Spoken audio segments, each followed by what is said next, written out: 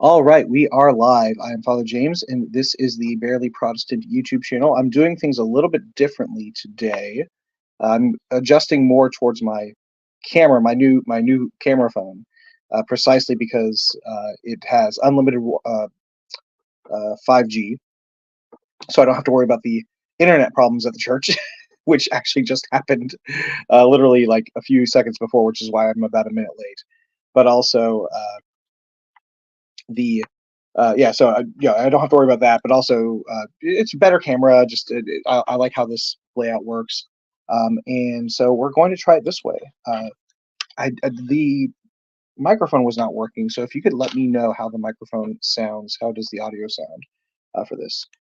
We will go ahead and move on. All right, I don't care about this. I don't need this. I don't. No, thank you. All right. So I'm going to look. This is from the Washington Times, but the video that we're going over today, or the thing that we're going over today, the topic, is the question of what it means to be fundamentally good. Thank you, David. Uh, so this comes because Pope Francis recently had an interview with 60 Minutes, and I want to quote what he says here, um, according to what they say, right? And I've read it, or I watched the video before. I couldn't find a clip of the exact one I was looking for, and I just came from a late lunch with somebody, so that was another reason why it's all rushing and everything like that. But this is a Washington Times article. The title of it is "All People Are Fundamentally Good." Pope Francis tells CBS interviewer, stirring theological debate. Pope Francis declared, this is by Mark A. Kellner, by the way. Pope Francis declared in an interview broadcast on Monday that every person on earth is fundamentally good, a teaching in line with Catholic doctrine, but also sure to ruffle feathers in other churches. People want to live, people forge ahead, and people are fundamentally good, the 87-year-old pontiff told CBS News anchor Nora O'Donnell in the full version of the interview, which was released Monday night after parts had been broadcast on 60 Minutes the previous day. We are all fundamentally good. Yes, there are some rogues and sinners, but the heart itself is good, he said. All right. So, question is, as Christians, what do we believe? Do we believe that people are fundamentally good? Right? So, depends on what's meant by that. So, a lot of these sort of like tulip and neo-Calvinists and things have jumped on this. And you all know me, I'm not a pope splainer. I don't defend the papacy. I reject the papacy. I especially do not defend Pope Francis. But I think uh, there are one of two ways. There is one of two ways that we should look at this, right? Two different ways we can look at this. Uh, there's a good way in which he's in line with Catholic, and Catholic, I would join myself into that, right? Understanding, but he just says it a little oddly. Or he's saying it in a way that is perfectly consistent, it seems, with a sort of Rousseauian French Revolution, romanticism type approach, uh, but then just completely and fundamentally violates all of Catholic doctrine concerning original sin. Right? This is not something that, like, the Reformed are, significantly better on, or something like that. Like, what is said by Pope Francis, what I just read, largely could be understood within the Reformed tradition, within the Protestant tradition, Lutheran tradition, etc. Now, what do I mean by that? Why would we ever say that humans are fundamentally good? So, who created humans? God did, right? God calls everything that he created good. Now, we believe in original sin, right? We believe that humanity is corrupted in every aspect of his being, all right? So there's not a single part of man that is uncorrupted because of original sin. So the Reformed will call that total depravity today. We this is, Thomists will agree on this. Lutherans will agree on this. Anglicans, the Reformed, this is a Catholic understanding, and the East should agree. Some modern Easterners will be like, no, we don't believe that. They do, except for the ones who changed things recently, right? So Well, how does that all work out, right? So the question is, can you claim that perversion is on the level of a sort of an inherent, I should say, uh, like understanding. So what I mean by that is this: am I inherently evil because I am thoroughly corrupted by sin prior to salvation, right? Prior to justification? No. Uh, You can't say because someone is thoroughly corrupted, they're inherently evil or they're inherently bad, right? Because the inheritance part, like the inherent, not inheritance, but the inherent part, the part that is fundamental, most fundamental, is our goodness as humans. Sin perverts that, and a perversion is a disorder, right? So, in other words, if we were going to the natural state of things, the default, if we were to reset everything, right, we would go back to being good. And that is what the resurrection does, right? It brings us back to a state of grace. It brings us back to a state of goodness. So, yes, in a technical sense, you could talk about how, like the first section, the first part of what Francis said is just Catholic doctrine, both Roman Catholic, Anglican, Lutheran, Reformed, etc. Right? This should not be controversial, and those who are claiming it's controversial, that part, just don't know what they're talking about. Now, there's a part that's added to that later comes, right? And where we see, and I did read it. Should I convert my IRA to a Roth after age 60? I'm not age 60. I'm not even close to that. What? Okay. I'm getting the old people advertisements. All right. Here goes. We are all fundamentally good. So yeah, like I said, that should not be controversial if understood properly, right? Yes, there are some rogues and sinners, but the heart itself is good. That is where the problem comes theologically, right? There are some rogues and sinners, but the heart itself is good. Now, this is not something that you can point to and say, "Oh, the papacy is false" or whatever. That's not my point. My point in this is not, "Oh, I've caught the Pope in something that proves papal infallibility wrong or proves he's if the papacy is true, he's not a true pope." Nothing like that, right? Because even Vatican I will submit that the Pope can speak fallibly and incorrectly and in error, right? So when you add this, and he's giving a personal interview, an interview, and his personal opinion is the presumption and all that sort of stuff, right? Yes, there are some rogues and sinners. Well, we're all rogues and sinners. We all are. It's not just a few, right?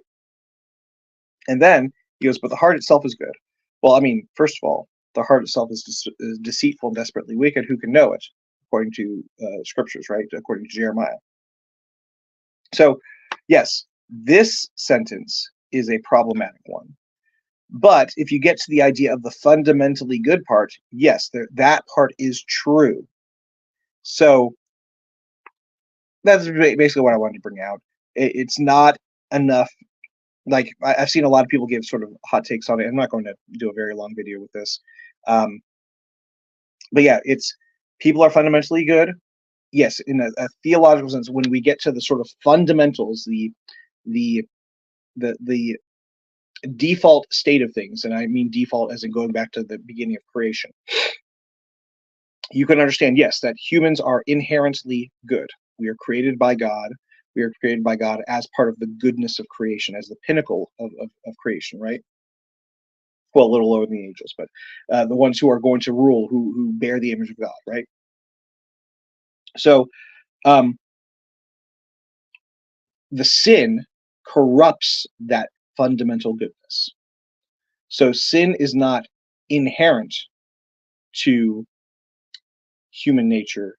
It is something that is inherited because of original sin, because of Adam's fall, right? Hopefully I've made myself clear. Yes, David, Jeremiah would disagree exactly. That part I put out. Oops. I had a little thing here. Um, anyway, I don't want to have this one super long. This is only about what 10 minutes or so. Uh, do Anglicans traditionally believe in inherited guilt or just sin nature? So we believe that.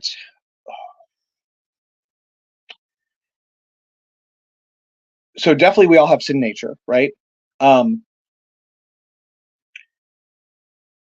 I would say I don't think we would say that. This is one that I've not looked into deeply myself. What I would say is that uh, the question seems almost unimportant to me, right?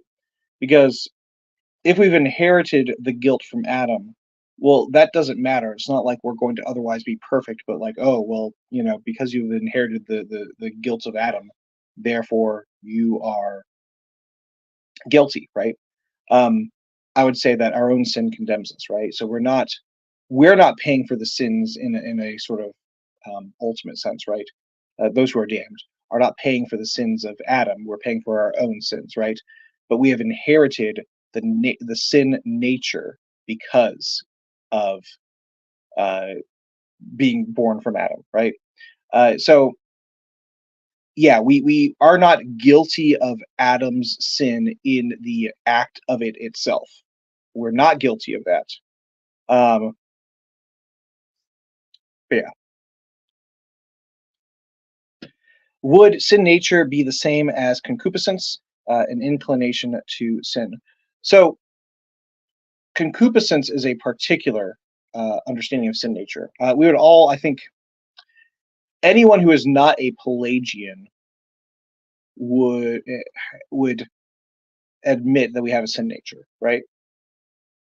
Um, so the concupiscence part is and I'd have to see what the Romans say on this, because I've heard sort of both ways kind of thing about this. So, for instance, we would say within the Protestant tradition, we would say that even the temptation to sin, concupiscence, the temptation to sin is uh, an indication of sin nature itself. Like we are tempted and we sin, right? That's why the uniqueness of Christ, one of the unique things about Christ, is the fact that he was tempted to sin but never did sin, right? Um, so we have that natural desire towards sin, right? Um, we have that inclination to sin. Christ does not have that inclination to sin because he is perfect. Any other questions? Tabula rasa, I'm not sure what. Uh, how does this play into the fate of unbaptized infants? So, this is always a touchy thing, and especially when you're a pastor, you have to be pastorally responsible in these sorts of things. So, what I would say is this: um, we are promised salvation in baptism, right? Um, so we have a problem with the Baptists and the non-denoms and the Church of Christ people and Church of God, et cetera, Pentecostals, et cetera, who don't baptize their infants, right? Because we're saying, hey, you're denying them the promises of God, right? His gifts. God ultimately is the judge, right? So I don't want to make a claim about a child, an infant, who dies unbaptized. Uh, God is good and God is just, and we will, whatever that judgment is. I know with pure faith, truly, that we will love and recognize and see that as the only proper response. And I'm inclined to believe that God is not damning infants to hell for being unbaptized. I am not God, right? No, I know the tabula rasa. I just didn't know why you were bringing it up. But now I see. Okay, so the French Revolution thing. Yeah, definitely. Yeah. Um, so we baptize infants because we want them as part of the family of God as soon as possible, and we think it is important to bring them into that family. You want to give. You want to bring the child into the home as soon as possible, right? So why would you not want to bring the child into your spiritual home as soon as possible? That's sort of the idea. Um, Well, that's about it, I guess, unless there are any other questions. Let me see. Let me just look at some of these other things. Perhaps Francis believes we are made in the image of God, and this fundamental truth remains, but we have concupiscence after the fall, or he could just be waffling again. Yeah, I'm not. I don't know. Like, it does sound like, when you take the whole of it, it does sound more like a Rousseauian sort of approach. Um, but if you just take that first part, it's like, well, maybe it's not the most clearly worded, but it can be orthodox, right? Um, yeah, Titus, what do we mean by fundamentally good? Well, what we mean by fundamentally good is, it depends on what he means by it, right? But then the part that I would say, like, this is what I would mean if I were to use that term, and I would try to explain it, is that inherently we are good because we are created by God, and God declared that we are good, right? Behold, it was all very good. So sin is actually something that corrupts or disorders that goodness. But the default state of us is goodness, because that's how we were created to be good. All right, I think that is it. I hope you all have a good day. Keep me in prayer. If you like what you saw here, go ahead and like and subscribe and all that fun stuff. And God's blessings.